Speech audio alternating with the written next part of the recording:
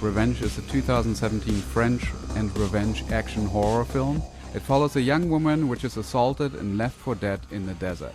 It screened originally at the Midnight Madness section of the Toronto Film Festival. It also was at the Sundance Film Festival 2018 at the Midnight program. What I loved most about the film was just that it was almost pure cinema. Really, the story was told visually more than anything else, and sound. Yeah. An important thing to look at is the power dynamics in that scene. So we start off immediately, she has the upper hand, and then we see once she pulls that trigger, instantaneously, the moment he gets shot, we think, okay, this is a victory, she's going to win.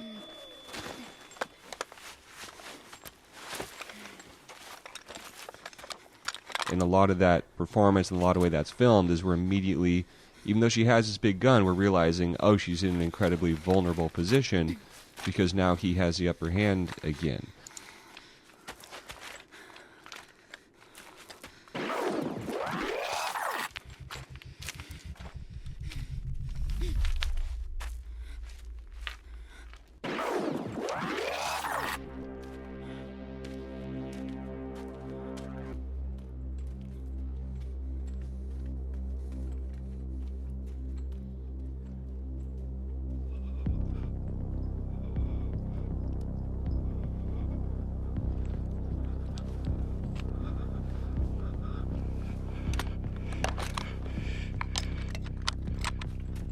So even in spite of her finally being armed and ready to fight, it's really cool how that scene, you're able to be put in her shoes as a person in a place of danger and travel with her, rooting for her, and see how the tables get turned to keep it exciting. And then at the end of the scene, they are even. Yep.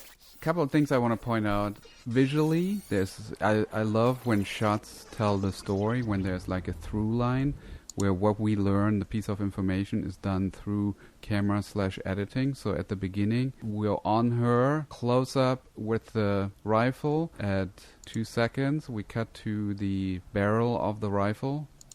And then we cut to, what is that called? Viewfinder? Sight glass. And what we see through it is our antagonist. Cut back to her, kind of her reaction.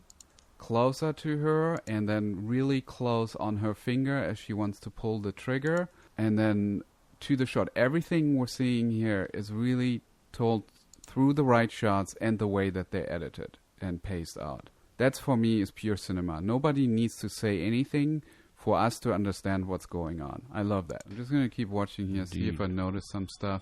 Jump cuts at around 18 seconds, 16 to 18, as she's lying on the ground. This kind of stuff I love. We're like creating the energy of what's going on through the editing. I mean, it's also the camera, I think, is just right on. Like the movement, the shakiness, all that stuff. A shot, like, for example, the shot at 35 seconds, I believe it starts blurry and goes into focus.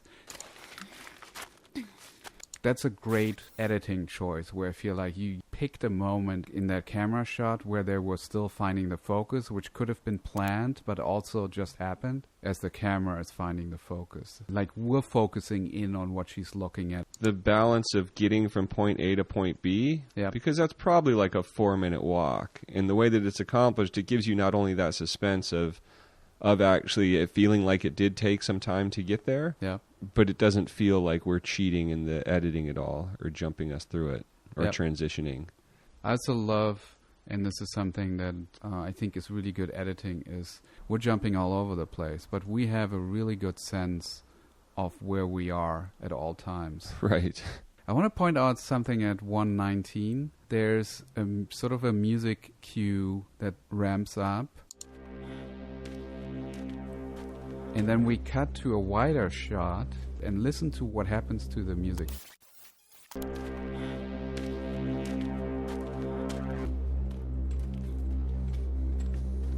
I thought it was really, really effective how the music seems to change on that cut. Like it's off in the distance. And I love this pan up to him, and now we understand where he is while she doesn't. So we have more information than the character has, which is suspense. That's classical Hitchcock. right here. We know more than the character. And it's a huge switch in the power dynamics, too. That's where it, you know, she's slowly losing power from the minute she fires that bullet to here. It's like, oh, great, how do we get back here? And so kind of giving us that hope for a moment of, all right, she's got him now, to ending up in this is just really good drama. And then that shot just evolves. We actually see behind her the guy standing in the far distance out of focus. It's another brilliant move, I think, in terms of the craft. Yeah, and you want so badly for her to just successfully kill him when she shoots him. So that not working, again, that's just great storytelling. Yeah. And then on 204, he finally ends up shooting her. I love how the blood splatters onto the lens, and then it goes to darkness. It's like, we're not afraid of making stylistic choices here. Yeah, and then basically the rest, the next part of this segment here is all just that little siren noise, or whatever you want to call that, and everything else is muffled. So we're really, again, inside her head. Mm-hmm. I hear some heartbeats, jump cuts, like her reality, her perception is dropping out of focus shot of the gun. And throughout this now, we're cross-cutting between her running, cameras behind her, cameras in front of him, and we have no clue how far they are apart. It feels like he's much closer than he really is. But look at 248. Yeah, 248, he's not even there. Now we understand why he didn't hit her, because he's much further away than... But it also, in watching it, like I was doing that math in my head and understanding that there was a great distance between them. And, you know, and I think the next thing that happens after this is a reaction of her, and she is quite away. And it's a weird kind of way to play with timing and editing, where it works really well, because I still have that sense of this huge amount of space between them, and I'm okay with it. Yeah. This was just a short scene analysis. If you like this, you should really dig into the podcast. There's a link that you can check out, which is thisguyedits.com/podcast, and it'll take you to all the different ways how you can subscribe to this podcast, including Apple Podcast, Stitcher, and Spotify. Go on a run, use it in your commute in the morning, and listen to us really nerd out on a scene. And thank you to Kurta for the music, and as Sven always says, happy editing.